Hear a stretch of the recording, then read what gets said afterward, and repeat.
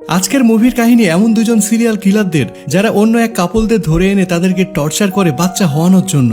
এরপর সেই কাপল কিভাবে সেই সিরিয়াল কিলারদের হাত থেকে বেঁচে ফিরে, সেই সবকিছু জানতে হলে পুরো ভিডিও জুড়ে আমাদের সাথেই থাকুন। মুভির শুরুতে আমরা একটি ঘর দেখতে পাই যেখানে একটা মেয়ে এবং তার বয়ফ্রেন্ডকে বেঁধে রাখা হয়েছিল। যে তাদেরকে বেঁধে রেখেছিল সে তাদের উপরে অনেক টর্চার করছিল, কিন্তু মেয়েটি অনেক সাহস করে সেখান থেকে বের হওয়ার চেষ্টা করে। সে অনেক কষ্টে নিজেকে ছাড়িয়ে নেয় এবং সেখান থেকে বাইরে যায়। এরপর সে তার বয়ফ্রেন্ডের রুমে যায়। তার বয়ফ্রেন্ড তাকে এখান থেকে পালিয়ে যেতে বলে, কারণ তার বয়ফ্রেন্ড এটা জানতো যে তাদেরকে এখানে বেঁধে রেখেছে সে তাদেরকে মেরে ফেলবে। তাই সে মেয়েটি সেখান থেকে পালিয়ে যাওয়ার চেষ্টা করে, কিন্তু লোকটি তাকে দেখে ফেলে এবং লোকটিও তার পিছু পিছু ধাওয়া করতে শুরু করে। লোকটির হাতে একটা ধারালো অস্ত্র ছিল। মেয়েটি দৌড়াতে দৌড়াতে পাহাড়ের উপরে পৌঁছে যায়। সে লোকটিও মেয়েটির পিছু ছাড়ে না, তাই মেয়েটি আর কোনো রাস্তা না পেয়ে পাহাড় থেকে লাফ দিয়ে নিজের জীবন দিয়ে দেয়। এরপর আমরা একটা কাপলকে দেখতে পাই, তাদের নাম ছিল মাইক এবং সিরিন। তারা দুজন ক্যাম্প করার জন্য জঙ্গলে যেতে চায়, তাই তারা ফরেস্ট ডিপার্টমেন্টে যায়। তারা ফরেস্ট ডিপার্টমেন্টে গিয়ে জিজ্ঞেস করে যে এখানে সব থেকে ভালো জায়গা কোনটি যেখানে ক্যাম্পিং করা যাবে। এখানকার ফরেস্ট অফিসার তাদেরকে বলে যে এই জঙ্গলে আপনারা যেখানে খুশি সেখানে ক্যাম্পিং করতে পারেন, কিন্তু এই জঙ্গলটা অনেক ভয়ঙ্কর, তাই আপনাদেরকে সবসময় সতর্ক থাকতে হবে। জঙ্গলে ক্যাম্পিংয়ে যাওয়ার আগে সেই কাপল দুজন ডিসাইড করে যে তারা তাদের মোবাইল গাড়িতে রেখে যাবে, যেন ক্যাম্পিংয়ের সময় তাদেরকে কেউ ডিস্টার্ব করতে না পারে।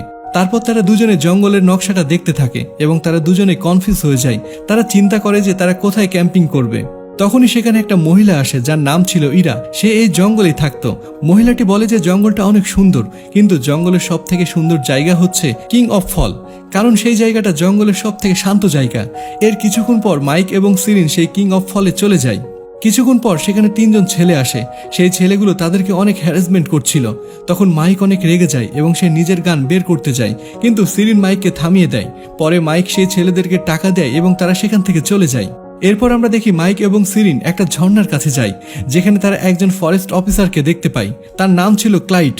ক্লাইড তাদেরকে বলে এখানে অনেক লোক ঘুরতে আসে, কারণ এই জায়গাটা অনেক সুন্দর। তখন মাইক তাকে জিজ্ঞেস করে যে এখানে কোথায় ক্যাম্পিং করতে পারবে। ক্লাইড তাদেরকে একটা লোকের কথা বলে। তারপর মাইক এবং সিরিন সেই লোকের কাছে ক্যাম্পিং করার জন্য চলে যায়। পরের দিন সিরিন যখন সকালে গোসল করছিল, তখন তার পেছনে একটা লোক দাঁড়িয়েছিল। লোকটি সিরিনকে কিডন্যাপ করে নিজের সঙ্গে নিয়ে চলে যায়।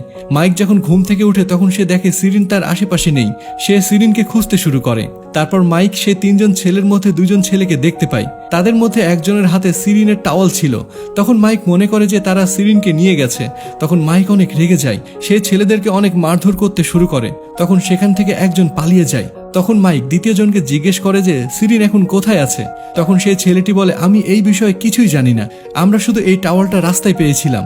মাইক সিরিনকে খুঁজতে খুঁজতে জঙ্গলের ভেতরে দৌড়াতে শুরু করে, কিন্তু হঠাৎই তার পা একটা ট্র্যাপে আটকে যায়, যার কারণে মাইক সেখানে অনেক কষ্ট পাচ্ছিল। কিন্তু ঠিক সেই সময় সেখানে ইরা চলে আসে। ইরা মাইককে নিজের বাসায় নিয়ে যায় আর তার ট্রিটমেন্ট করতে থাকে। মাইক ইরার কাছে সিরিনের ব্যাপারে জিজ্ঞেস করে। ইরা মাইককে সান্ত্বনা দিয়ে বলে যে তুমি টেনশন করো না, তুমি সিরিনকে খুঁজে পেয়ে যাবে, এবং মাইককে মাইকেল বলে ডাকে। তখনই মাইকের মনে সন্দেহ জাগে, কারণ মাইককে মাইকেল নামে তার মা ছাড়া আর অন্য কেউ ডাকতো না। ঠিক তখনই মাইকের মনে পড়ে যে তার পাসপোর্টটা রাস্তায় চুরি হয়ে গিয়েছিল, নিশ্চয় ইরাই সেটা চুরি করেছে। তাই মাইক সেখান থেকে রেগে চলে যাওয়ার চেষ্টা করে, কিন্তু ইরা মাইকের উপরে আক্রমণ করে দেয় এবং তাকে যেতে বাধা দেয়। এখানে মাইক এবং ইরার মাঝখানে অনেক লড়াই হয় এবং যার ফলে ইরা সেখানে জ্ঞান হারিয়ে ফেলে। মাইক সেখানে সিরিনকে খুঁজতে শুরু করে এবং সে সেখানে একটা লুকানো দরজা দেখতে পায়। মাইক যখন সেই লুকানো দরজা দিয়ে বেসমেন্টে যাচ্ছিল, তখন সে দেখে সেখানে অনেকগুলো বাচ্চাকে বোতলে ঢুকিয়ে রাখা হয়েছে, আর সিরিনও সেখানে বাধা অবস্থায় ছিল। তখন মাইক সিরিনকে মুক্ত করে। ঠিক তখনই সেখানে একজন লোক চলে আসে যে সিরিনকে কিডন্যাপ করেছিল। সে লোকটা ধারালো অস্ত্র দিয়ে মাইকের উপরে হামলা করে এবং মাইকের মাথায় হাতুড়ি দিয়ে বাড়ি মেরে তাকে অজ্ঞান করে ফেলে। সিরিন তখন পালানোর চেষ্টা করে, কিন্তু লোকটি সিরিনের পিছু করতে থাকে। কিন্তু তখন সিরিন ক্লাইটের দেখা পায়। সিরিন তখন ক্লাইটের কাছে সাহায্য চায়। তখন সেই লোকটিও সিরিনের পিছু পিছু চলে আসে। তখন ক্লাইট সেই লোকটিকে অনেক বকাঝকা করে আর তাকে জিজ্ঞেস করে যে সিরিন তোমাদের কাছ থেকে কিভাবে পালিয়ে এসেছে। এরপর একটা রড দিয়ে বাড়ি দিয়ে সিরিনকে বেহুশ করে দেয়। এর পরের সিনে আমরা দেখতে পাই রাতে সিরিন এবং মাইককে জামাই বইয়ের মতো করে সাজানো হয়েছে। ওই লোকেরা সিরিনের সঙ্গে মাইকের বিয়ে দিবে। ওই অদ্ভুত দেখতে লোকটি আসলে ইরার ভাই ছিল, যার নাম ছিল ডেকেন। ইরা বলে যে তারা বাইবেলকে অনেক মানে, আর মাইক এবং সিরিন যেহেতু বিয়ের আগে শারীরিক সম্পর্ক করেছে, তাই এটা হচ্ছে পাপ। তাই এই পাপ থেকে মুক্তি পাওয়ার জন্য তারা মাইক এবং সিরিনের বিয়ে দিচ্ছে। এরপর ডেকেন সিরিনের সাথে জোর জবরদস্তি করার চেষ্টা করে এবং মাইককে একটা ঘরে বেঁধে রাখা হয়। এরপর ইরা সেখানে চলে আসে এবং ডেকেনের কাছ থেকে সিরিনকে ছাড়িয়ে নেয়। আসলে ইরা এবং ক্লাইড দুজনে স্বামী স্ত্রী ছিল, তারা কখনো বাচ্চার জন্ম দিতে পারবে না, তাই তারা চায় যে সিরিন এবং মাইক তাদের জন্য একটা বাচ্চার জন্ম দেয় এবং তারা সেই বাচ্চাকে নিজের কাছে রেখে দেবে। এরপরে তারা মাইক এবং সিরিনকে একটা রুমের ভেতরে নিয়ে যায় এবং তাদেরকে সেখানে ইন্টিমেট হওয়ার জন্য বলে, যাতে সিরিন প্রেগনেন্ট হতে পারে এবং তারা যেন একটা বাচ্চা পায়। পরের দিন সকালে ইরা মাইক এবং সিরিনের রুমে গিয়ে চেক করে যে তারা রাতে ইন্টিমেট হয়েছে কিনা, কিন্তু তারা রাতে ইন্টিমেট হয়নি। ক্লাইড মাইককে বলে যে তোমরা যদি আমাদের কথা না মানো তাহলে আমি তোমাদের উপরে অনেক টর্চার করব। তখন ডেকেন একটা ব্লেড দিয়ে মাইকের পিঠ কেটে দেয়। এরপর রাতে ক্লাইড মাইক এবং সিরিনকে একটা রুমের ভেতরে নিয়ে যায় এবং তাদেরকে ইন্টিমেট হতে বলে, আর বলে তোমরা যদি আজকে ইন্টিমেট না হও তাহলে তোমাদের আরো ভয়ঙ্কর শাস্তি দেওয়া হবে। কিন্তু মাইক জানতো যে বাচ্চা জন্ম হওয়ার পর তারা মাইক এবং সিরিনকে মেরে ফেলবে, তাই সিরিন বলে আমরা এসব কিছু করব না। অপরদিকে আমরা দেখি যে সিরিনের মা পুলিশের কাছে এসে কমপ্লেন করেছে যে তাদের মেয়ে হারিয়ে গিয়েছে।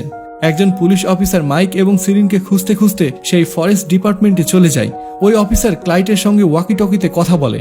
ওই অফিসার যখন ক্লাইটের কাছে সিরিন এবং মাইকের কথা জিজ্ঞেস করে তখন ক্লাইট বলে যে আমি এই বিষয়ে কিছুই জানি না। এরপরের সিনে আমরা দেখতে পাই রাতে ডেকেন মানে ইরার ভাই সিরিনের কাছে যায় এবং তার সঙ্গে জোর জবরদস্তি ইন্টিমেট হওয়ার চেষ্টা করে। তখন সিরিন অনেক চিল্লাচিল্লি শুরু করে, যার কারণে ইরা এবং ক্লাইট সেখানে চলে আসে। তখন ইরা তার ভাই মানে ডেকেনকে বাধা দেয়। তারপর এরা মাইককে বলে যে তোমাদের ইন্টিমেট হতেই হবে, কারণ আমাদের বাচ্চা চাই। তখন সিরিন হাসতে হাসতে বলে আমি 2 মাস আগে থেকেই প্রেগনেন্ট। এটা শুনে ইরার মন খারাপ হয়ে যায়, কারণ তারা বাইবেলে অনেক বিশ্বাস করে। বাইবেল অনুসারে বিয়ের আগে প্রেগনেন্ট হওয়া হচ্ছে পাপ। এর পরের দিন আমরা দেখি রোডি এবং তার বন্ধু ইরার বাড়ির কাছে যায়, কারণ তাদের মনে সন্দেহ হচ্ছিল যে ইরা এবং ক্লাইড দুজন মিলে মাইক এবং সিরিনকে কিডন্যাপ করেছে। এরপর তারা বেসমেন্টে ঢুকে আর তারাও সেটি দেখতে পায় যা মাইক এবং সিরিন দেখেছিল। রোডির ফ্রেন্ড অন্য একটা রাস্তা দিয়ে ভেতরে ঢোকার চেষ্টা করছিল, কিন্তু তখনই ক্লাইড তাকে দেখে ফেলে এবং তাকে মেরে ফেলে, আর ইরাও রোডিকে দেখে ফেলে, যার কারণে সে রোডিকেও মেরে ফেলে। এরপর ইরা এবং ক্লাইড যখন তাদের লাশ দাফন করছিল তখন ইরা ক্লাইডকে বলে আমি শিরিনের বাচ্চা নষ্ট করে দেব, কারণ সে বাচ্চাটি বিয়ের আগে জন্ম নিয়েছে, তাই সে অবৈধ সন্তান। তখন ক্লাইড বলে বাচ্চা নষ্ট করাও তো পাপ। তাই তারা দুজন মিলে সিদ্ধান্ত নেয় তারা সিরিন এবং মাইককে মেরে ফেলবে এবং তারা অন্য একটি কাপলকে নিয়ে আবার চেষ্টা করবে। অন্যদিকে আমরা দেখতে পাই মাইক অনেক কষ্ট করে নিজেকে মুক্ত করে। তখন ক্লাইড মাইককে মারার চেষ্টা করে। এখন মাইক ক্লাইডকে চাকু দিয়ে আক্রমণ করে। এরপর মাইক ক্লাইডের কাছ থেকে গুলি কেড়ে নেয় এবং তাকে গুলি করে মেরে ফেলে। তখনই সেখানে ইরা চলে আসে এবং সে ক্লাইডের লাশ দেখে অনেক রেগে যায় এবং মাইকের উপরে হামলা করে, যার কারণে মাইক আহত হয়ে যায়। তখন সিরিন নিজেকে মুক্ত করে ইরার উপরে হামলা করে, যার ফলে ইরা সেখানে বেহুশ হয়ে যায়। তখন তারা দুজন মিলে সেখান থেকে পালানোর চেষ্টা করে। তারপর মাইক বলে আমরা যদি ক্লাইটের ওয়াকি টকিটা নিয়ে আসি তাহলে সেখান থেকে আমরা সাহায্য পেতে পারি। এরপর মাইক টেবিলে ওয়াকি টকিটি খুঁজতে থাকে, কিন্তু তখনই ডেকেন তার উপরে হামলা করে।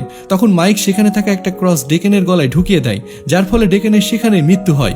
এরপর মাইক সেখানে একটা ফোন পায় এবং সেই ফোনের মাধ্যমে সে সাহায্য চায়।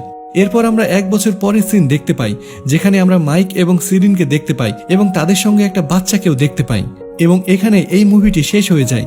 তো আশা করি আজকের এই ভিডিওটি আপনাদের ভালো লেগেছে।